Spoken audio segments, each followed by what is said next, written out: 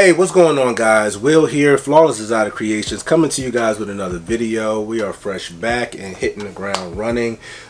We wanted to put out this video down here in the vault because we honestly were crunching for time, but I knew we had to get a video out for you guys, but we wanted the video to be extremely useful. We try to put all these videos together so you can kind of come and to be like a one place kind of stop and shop for whatever content you may need, whether it's motivational content to keep going.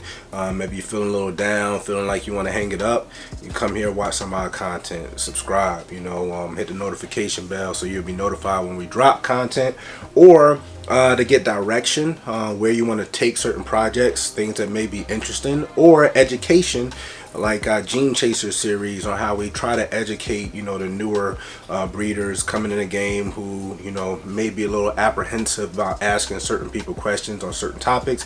You can ask all that information questions here. So hopefully you guys subscribe and you like this type of content. So this video right here just was thinking about some things that we've learned over the year because we've only been doing it for I think it's like 18-19 months now. But what we've learned in pairing season, which is pairing season right now, is kind of a little opposite of what most people have, I guess, come to understand on the ball pythons. And again, disclaimer, guys, we're not trying to reinvent the wheel by any means. We just want to put forth all the information that we receive out there into the community for other people like ourselves to hopefully gain the knowledge and be able to utilize it in their journey on wherever they're going on. That being said, when we first got in, we were advised by numerous people that your breeder males, you're going to want them to be more of a smaller male, sub 1,000 grams, around 1,000 grams or under, obviously a year and older, and keep them rather small, feed them smaller meals to kind of keep them interested in their females. Now with that, we really haven't had those issues, but through experience, now the lack of experience, but learning through all this process, we've learned that really doesn't work for us. We've learned that we have quite a few bigger males that don't have any problem as far as losing interest in the females that they're paired with. What we have learned though, your smaller males that are breeding and doing a great job at it, at some point where they're pairing every week, every other week, a couple times a month during breeding season, especially when you're I'm gonna go as far as saying keeping all your snakes in the same facility or in the same room in the facility. We don't have a facility set up in a sort of way where we can separate our males into a separate compartment or a separate building from our females, so they can smell the pheromones or whatever they're passing off from the females during the breeding season when it's time for them to kind of be interested in females. And we've learned that after these males who eat between breeding, eat between locks, at some point, they'll go off of food. And that's normal. And normally after breeding season, as long as you're not overbreeding them, after breeding season, they'll, eventually jump back on food. And we haven't had too much of an issue as far as that goes. But that leads us back to the main topic of having them smaller males, more active males. We don't think that that's accurate. Preferably, so far, us here at Flawless, we would prefer to have a bigger male. We feed our males the same, meal sizes we're feeding our females, proportionate to their bodies. So we're not going to feed them, mice only, or, smaller pups only, or this, that. I'm going to feed them what they want to eat per their body size. So if I have a 1,200 gram male, I'm gonna be feeding them a small rat. If I have a 1,400 gram male, I'm gonna be feeding them a small rat. We really don't get bigger than small rats with our males at all. And some of our females we don't either, but we don't want to keep them to pup size or weans and just kind of keeping them on the smaller side. Thus we tend to want to have our males over that 1,000 grams. Uh, Actually, we have a male, high intensity orange dream male, that's a visual clown. That's a perfect example. That male is 1,500 grams. He was only breeding 3 females last season, successfully, thankfully. And the first month and a half, almost 2 months, he was breeding, eating, like clockwork, breeding, eating. And tried to work the philosophy of, all right, well, if he doesn't eat in between breedings, then he doesn't get to breed the next week. And started that once he stopped eating one week. So I said, all right, I'll hold off. The following week, offered him food again. He didn't eat. He was off food for probably a month. But his body weight was still literally 1,500 grams. But he's in the same room with the other females. So put him back into the routine of pairing him. He never dropped below 1,400 grams for the entire season. All he was copulating, I guess that's how you put it, with his females. He only had 3 females. They were good. Got all their locks and done. Put him alone by himself. And within a month and a half, he was back on food.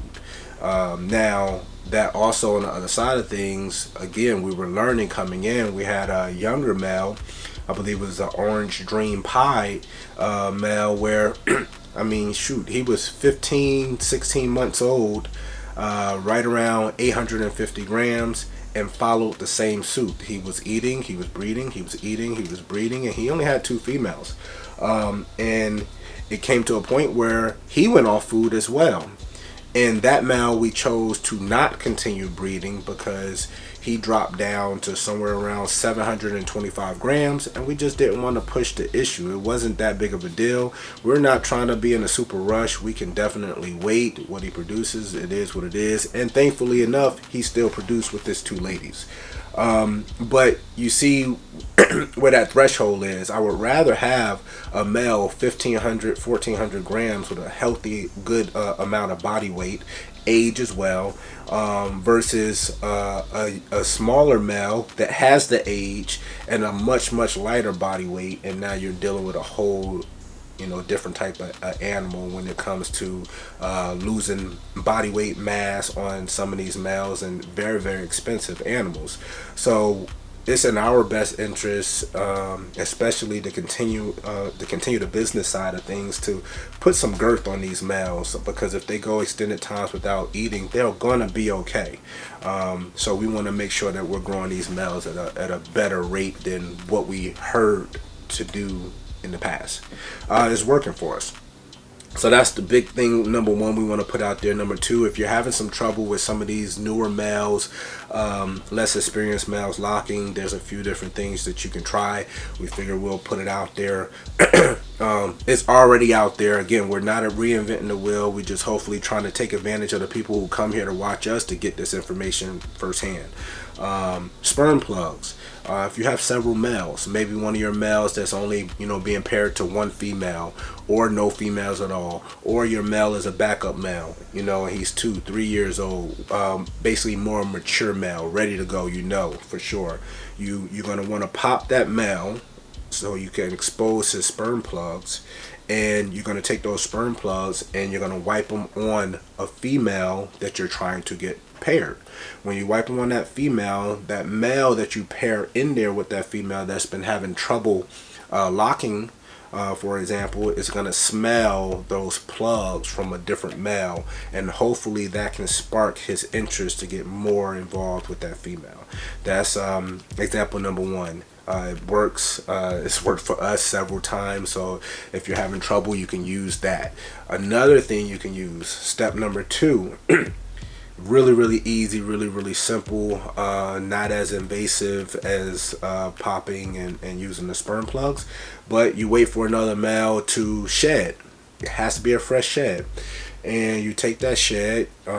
We tend to section it off in like halves or thirds, a fresh shed, and we'll take that shed and we'll put it in there the same way with a female, kind of leave it halfway in the water, halfway out, You can put a couple pieces around the tub, and then you put that male that's having trouble pairing in with that female, and the smell of the shed, the fresh shed, the smell of another male being present in that tub should spark activity from that male. Again, sometimes new males need time to just adjust and catch on to what they need to do, and they will eventually. But some of these two techniques can kind of influence them to kind of point them in the right direction or where they need to be heading.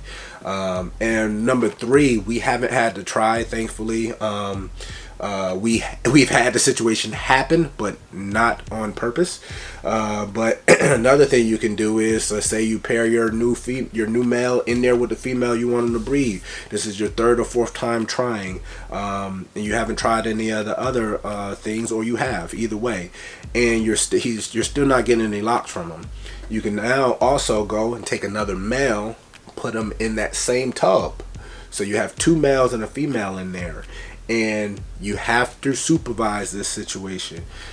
Put them in there, and basically maybe you're cleaning tubs or whatever it may be. You close them up in there 10, 15, 20 minutes. You want to listen around for the rumbling, like if they're hitting a tub and things of the sort, because sometimes the male may be trying to breed with another male, and kind of click it for that male of what he needs to be doing, and then you can go in there and take that male out that you didn't want to breed, put him back in his own tub, and hopefully that can spark that male to kind of go into action, into breeding mode. Reason I bring that up, we don't really have to do that. We haven't had to do that, but in the past we did purchase a female, and got her up to size, and we started trying to get her to breed, and we paired up our male we wanted to go in with that female, and we just couldn't understand. Like, we just thought maybe she wasn't being receptive of that male. We just heard all this banging and rustling along. Happened 2 to 3 times in separate occasions. This went on for about a whole month, a little bit over a month. And we wouldn't let it kind of go on longer than an hour and a half, and we'll separate them and just said, you know what, she's not being receptive, she's not ready yet. You're talking about an 1,800 gram female.